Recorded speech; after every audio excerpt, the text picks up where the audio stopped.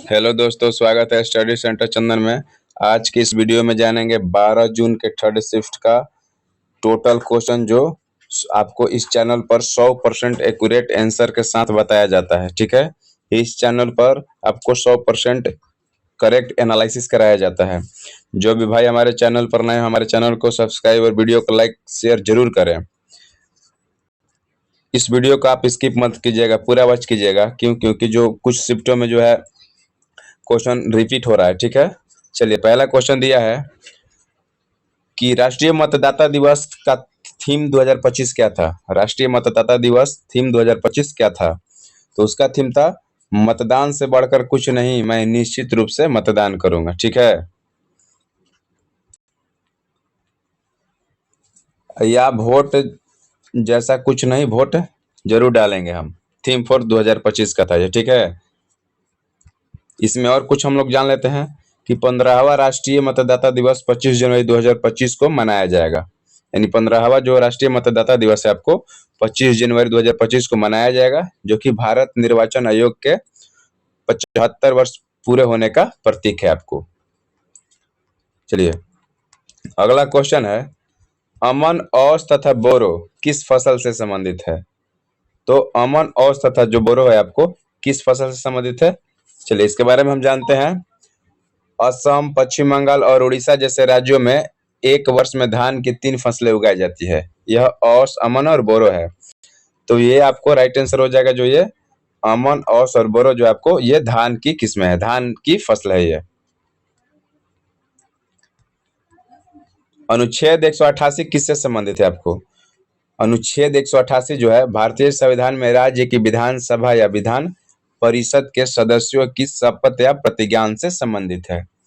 ये आपका right answer हो जाएगा। और कुछ अनुच्छेद के बारे में हम जानते हैं जो कि आपको अगले शिफ्ट में पूछ सकता है। अनुच्छेद 178 का बात कर लेते हम। तो अनुच्छेद 178 आपको संबंधित है भारतीय संविधान में राज्य की विधानसभा के अध्यक्ष और उपाध्यक्ष के चुनाव से संबंधित है। इसके अनुसार प्रत्येक राज्य की विधानसभा अपने 2 सदस्यों को अध्यक्ष और उपाध्यक्ष चुनेगी।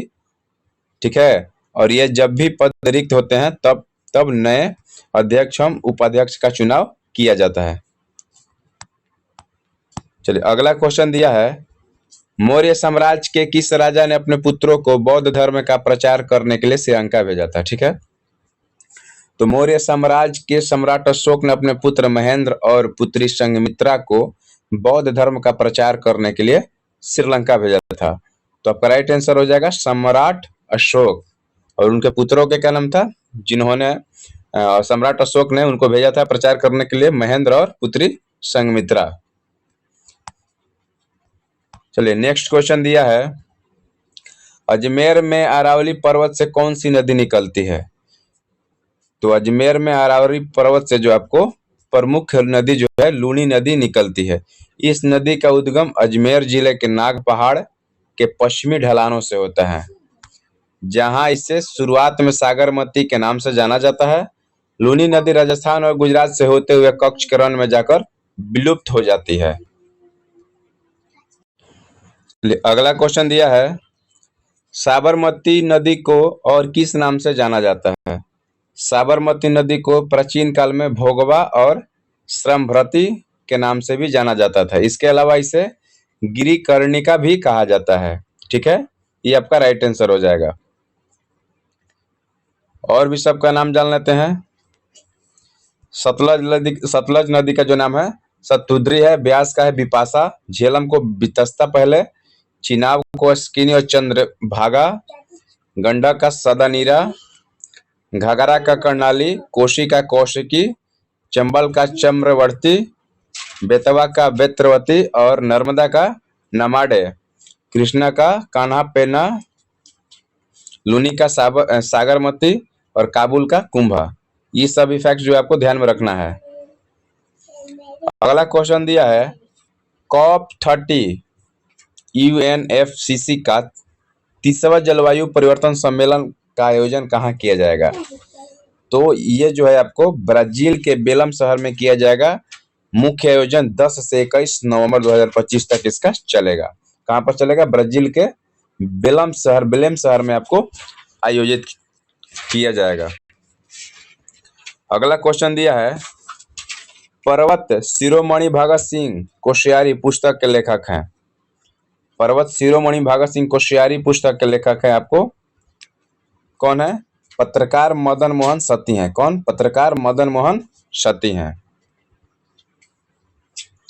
अगला क्वेश्चन दिया है, who appoints the chairman of the national human rights commission, यानी राष्ट्रीय मानवाधिकार आयोग के अध्यक्ष की नियुक्ति किसके द्वारा की जाती है? तो राष्ट्रीय मानवाधिकार आयोग की जो नियुक्ति है आपको, वो भारत के राष्ट्रपति के द्वारा किया जाता है। नेक्स्ट क्वेश्चन दिया है, माइक्रो प्रोसेसर विक्रम 3201 से संबंधित डिजाइन किसने किया था? तो माइक्रो प्रोसेसर विक्रम 3201 का डिजाइन जो है इसरो के विक्रम साराभाई अंतरिक्ष केंद्र ने चंडीगढ़ स्थित सेमीकंडक्टर प्रयोगशाला के सहयोग से किया गया था। ठीक है।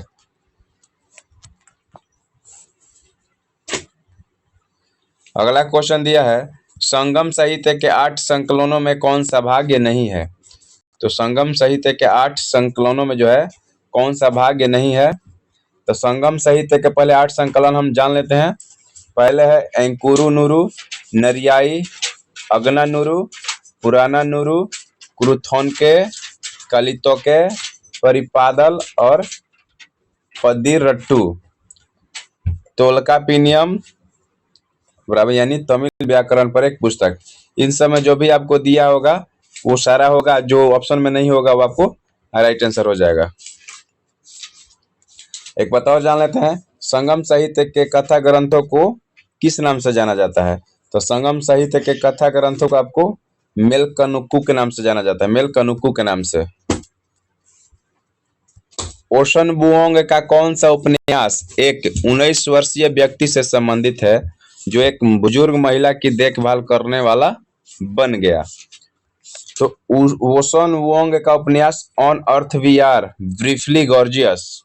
एक युवा व्यक्ति हैं जो अपनी माँ और दादी की देखभाल करता है। ठीक है, जो माँ अपनी दादी का देखभाल करता है, ये आपका राइट आंसर हो जाएगा। नेक्स्ट क्वेश्चन दिया है, किसी विद्युत परिपथ में परिपथ के प्रतिरोध को परिवर्तित करने के लिए किस युक्ति का उपयोग किया जाता है?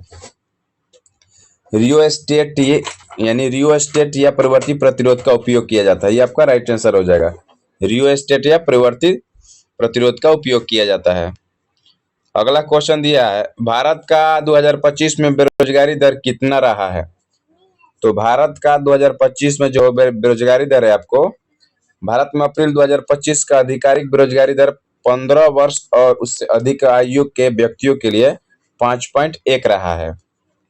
इसमें एज के अनुसार भी होता है, 15 वर्ष और उससे अधिक आयु के व्यक्तियों के लिए 5.1 रहा है। अब वही बात कर लेते हैं कि शहरी क्षेत्रों में यह दर 6.5% और ग्रामीण क्षेत्रों में यह 4.5% थी। यही बात कर लेते हैं कि 15 से 29 वर्ष के राष्ट्रीय स्तर पर बेरोजगारी दर 13.8 थी। शहरी क्षेत्र में 6.4, 2024 में आपको शहरी क्षेत्र में 6.4 थी, अखिल भारतीय स्तर पर 4.9 था। ठीक है, और सामान्य स्थिति थी 3.2%। 2023 जून वार्षिक रिपोर्ट ये है। ठीक है ना। चलिए अगला क्वेश्चन दिया है, कच्छ किस राज्य में पड़ता है?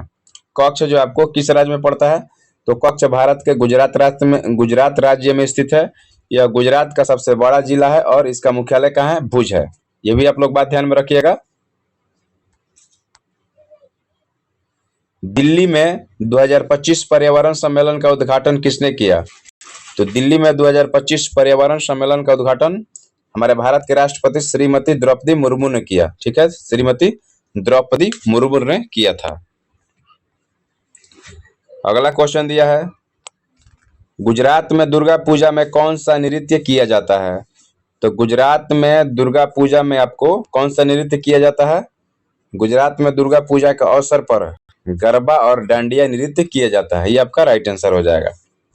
ये दोनों नृत्य नवरात्रि के त्योहार के दौरान बड़े उत्साह और भक्ति के साथ किए जाते हैं, जो गुजरात की सांस्कृतिक पहचान है। नेक्स्ट क्वेश्चन दिया है, भारत में किस अवधि को स्थिर जनसंख्या वृद्धि अवधि कहा जाता है? तो भारत में 1921 से 51 की अवधि को स्थिर जनसंख्या वृद्धि अवधि कहा जाता है। ठीक है, ये आपका राइट आंसर हो जाएगा। ये जो नीचे आप इसको देख लीजिएगा। अगला क्वेश्चन दिया है, मोहनजोदड़ो में किस जानवर की नक्काशी मिली है? मोहनजोदड़ो में आपको किस जानवर की नक्काशी मिली है? तो मोहनजोदड़ो में पत्थर की मोहरों पर कई जानवरों की नक्काशी मिली है, जिनमें से वृषभ यानी सांड, इकसिंगे जैसी आकृति और अन्य पशु भी शामिल है। विशेष रूप से मोहरों पर एकल सींग वाले इकसिंगे जैसे पशुओं की नक्काशी बहुत प्रसिद्ध है। अगला क्वेश्चन दिया है, प्रधानमंत्री नरेंद्र मोदी मार्च 2025 में किस देश की राष्ट्रीय दिवस समारोह पर वहां की यात्रा किए? तो प्रधानमंत्री श्री नरेंद्र मोदी मॉरिशस गणराज्य के 57वें राष्ट्रीय दिवस समारोह में मुख्य अतिथि के रूप में शामिल हुए थे। कहां पर? आपको मॉरिशस, ठीक है ना, मॉरिशस आपका राइट आंसर हो जाएगा।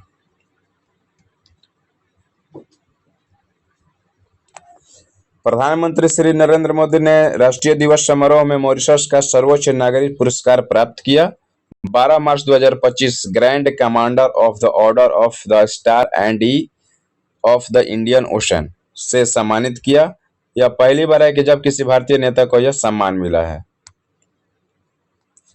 16 सदी में किस कंपनी की स्थापना की गई थी? तो 16 सदी में आपको डच ईस्ट इंडिया कंपनी की स्थापना की गई थी। ठीक है, डच ईस्ट इंडिया कंपनी की स्थापना की गई थी, जिसे वेरेनिगड़े ओस्ट इंडीसे कंपनी भी कहा जाता है।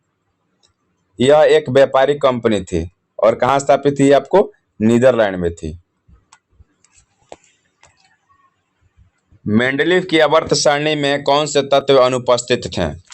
तो मेंडलीव की आवर्त सारणी में उस समय यानी 1869 तक ज्ञात 63 तत्वों को शामिल किया गया था, जबकि कई तत्व उस समय खोजे नहीं गए थे और इसलिए उन्हें आवर्त सारणी में शामिल नहीं किया गया था। ठीक है,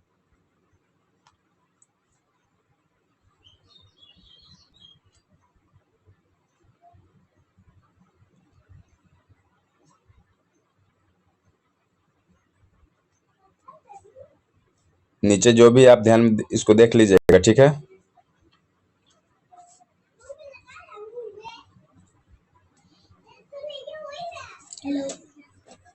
भारत सरकार का विनिमय निवेश कौन कंट्रोल करता है? भारत सरकार के विनिमय निवेश जो है आपको कौन कंट्रोल करता है? तो आपको भारतीय रिजर्व बैंक और विदेशी मुद्रा अधिनियम के तहत नियंत्रित किया जाता है। ठीक है, भारतीय रिजर्व बैंक के निदेशक का कार्यकाल कितने वर्षों का होता है? तो भारतीय रिजर्व बैंक के निदेशकों का कार्यकाल आपको 4 वर्षों का होता है।